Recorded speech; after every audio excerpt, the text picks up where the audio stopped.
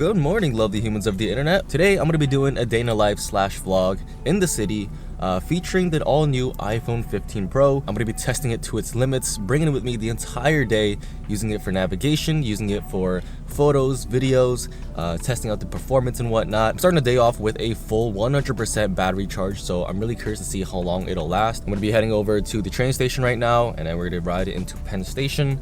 And then our first stop is going to be in Times Square. Hopefully we can get a couple of dope shots there using the phone. It's a beautiful day. It was raining for the past few days, which is why I've been waiting to shoot this video for days now. So finally we have the chance to try out the iPhone 15 Pro to see if it's really capable in harsh conditions, so to speak.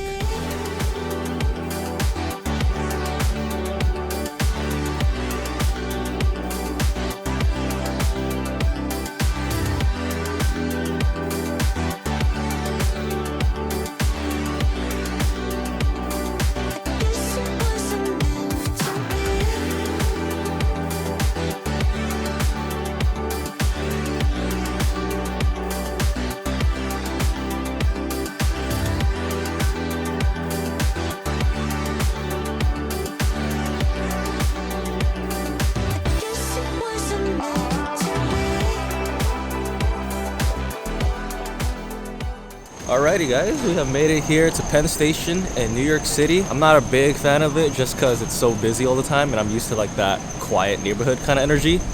But it's always nice coming here. Wow, look at the architecture of these poles and whatnot. I can get some pretty cool transitions with it.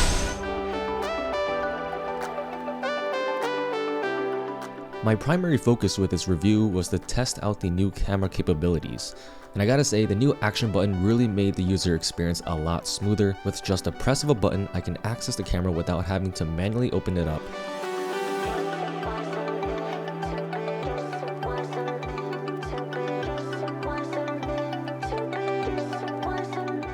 We are going to Times Square right now. It's about like 10 blocks away. I'm really tired.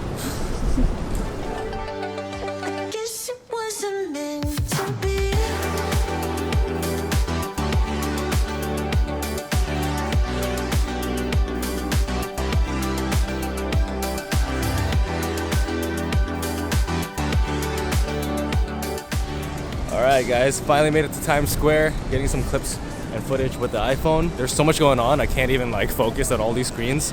But I'm getting a couple shots with the iPhone and it's turning out pretty solid. It's not too busy today, it's a Sunday in the morning. I mean, it's always going to be packed with people, but not as bad as it is usually. So far, I've been filming for about an hour and the battery has already dropped down to 86%. Look at this shot. This is the standard photo camera. Got 2x zoom, 3x zoom, which goes pretty far. That way we can bring it out to the wide angle. Surprisingly, coming from the iPhone 14 Pro Max, the smaller form factor of the 15 Pro wasn't really noticeable. Especially with the smaller bezels, it definitely helped with the display size, and the overall phone just felt a lot more comfortable to hold, not only because it was smaller, but the new titanium finish and the rounded edges definitely played a big factor. I also wanted to try out the graphics performance. Apple boasted a lot about improved CPU and GPU performance, and so I loaded up a game and everything was extremely quick and snappy. And while playing around with the games, the graphics were super smooth, no frame drops, and the display just looks amazing as you would expect. Although there has been a lot of mixed reviews on the 15 lineup, if you ever go to a store in person, it's always a different story. People are still lining up, people are still excited about the new release. Sure, we can argue that this year there wasn't that much of an improvement over the last generation, but it doesn't mean that the phone is necessarily bad. We also have to keep in mind that technology has already advanced so far that any sort of innovation is only going to be minute. It's kind of like the concept of why fix something that's not broken. Okay, so now that a full day has already passed with the iPhone 15 Pro, I can talk a little bit about my experience with it, using it as my main driver. My main purpose with going to the city and going around to all these different spots was mainly to try out the camera and see what it's capable of. And throughout the entire day, I managed to kill about half the battery percentage. Mind you, I was only out shooting for roughly 6 to 7 hours, so it wasn't the full entire day, or it wasn't every single minute that I was filming. A 50% sort of battery loss throughout a couple of hours is not too bad, honestly. I'm coming from a max size phone, so the battery life is typically a little bit more with a bigger phone like that. But even though this was a smaller phone with a smaller battery, it did live up to the performance of the top of the line flagship models. And also using navigation on the phone so I can know where I'm going in the city, which subway to take, checking the train schedules and whatnot. Everything was pretty much seamless, as you would expect with any sort of iPhone. But in terms of the user experience using the iPhone 15 Pro, it was pretty familiar. Nothing necessarily out of the box or out of the ordinary. The only difference is the addition of the action button, which did actually make the experience a little better.